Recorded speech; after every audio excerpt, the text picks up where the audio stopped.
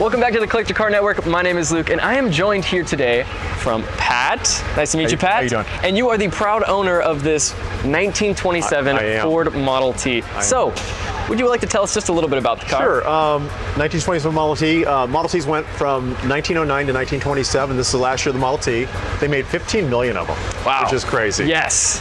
Especially back then. I mean, that's exactly. a lot of cars. Some of the options on this car would be the spotlight, the side wing windows. These are optional. The wire wheels were optional. Actually, they come original with wooden wheels.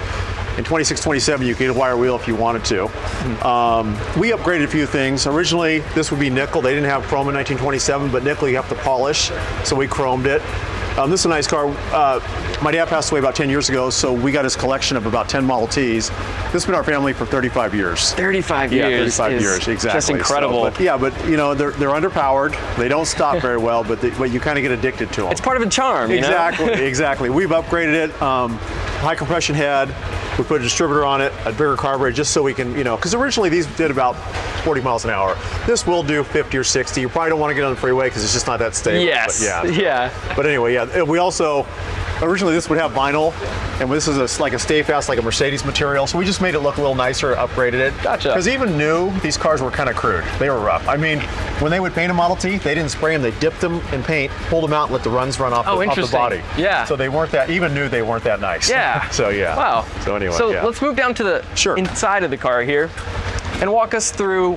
Has there anything been done to the inside of the vehicle? Yeah, a couple things. It has a Ruxel transmission, that's that shifter in the middle. That's not stock. That is an option that's an aftermarket gear you can buy. What it does, this car it's a 2-speed transmission. That gives you 2 more gears, so basically makes it a 4-speed. Because the problem with the 2-speed, this thing would never climb a hill, like 10 miles an hour. So by having the Ruxel we're in, you can put it in low and bring it down a gear and climb the hills a lot easier. The thing about the Model T, because they made so many, J.C. Whitney, Montgomery Wards, everybody made aftermarket parts for these cars. I'm sure these wing windows, spotlight, that's all aftermarket. Yeah. So that's the reason you could get anything for a Model T in the day, because there were so many of them made. Everybody made parts for them to make money. So, of course. So yeah, absolutely. Yeah. Well, that's the name of the game. Exactly. And then I just love the little handle for that spotlight. Oh yeah. So actually, what that is this side is your throttle.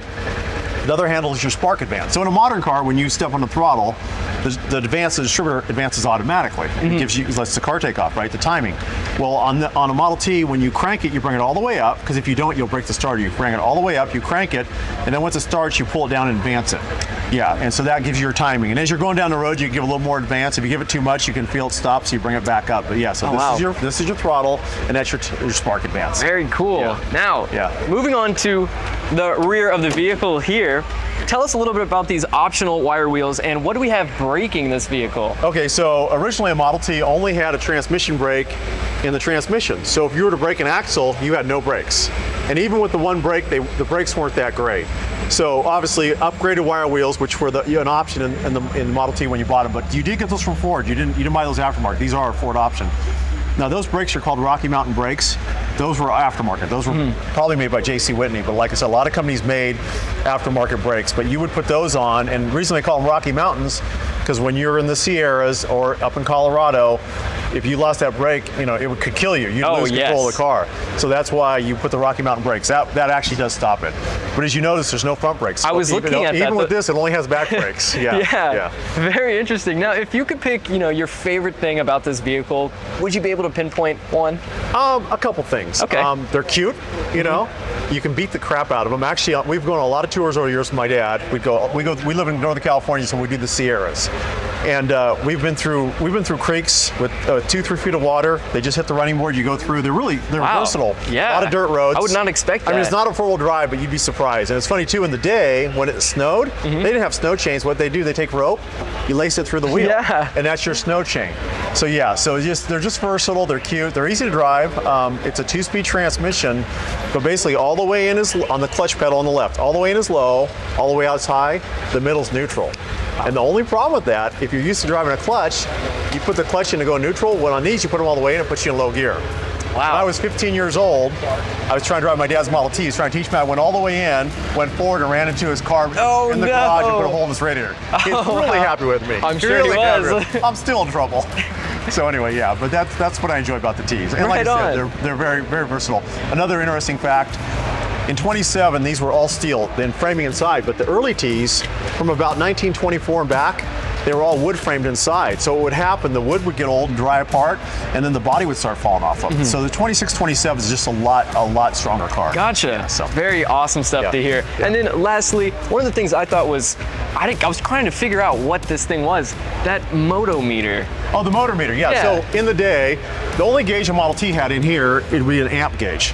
So this is your temperature gauge. You don't have a temperature gauge inside. So, and actually we have it turned around so you can see it, but what you do is you go down the road, the mercury, the red mercury will come up. So once it comes up past that line, you can see it in the sight glass. Yeah. That means it's getting too hot. Wow. So you either cool it off or slow down. Yeah. But yeah, that's your temperature gauge. As long as it's below this line, you're okay, but once it gets above there, you're overheating the car. And these actually overheated really easy. Wow. So yeah. Well, super cool stuff. I really appreciate you, showing Thanks, me. Thank you guys. vehicle. Appreciate it. Yeah, absolutely. Of course. Enjoy it. Thank you guys.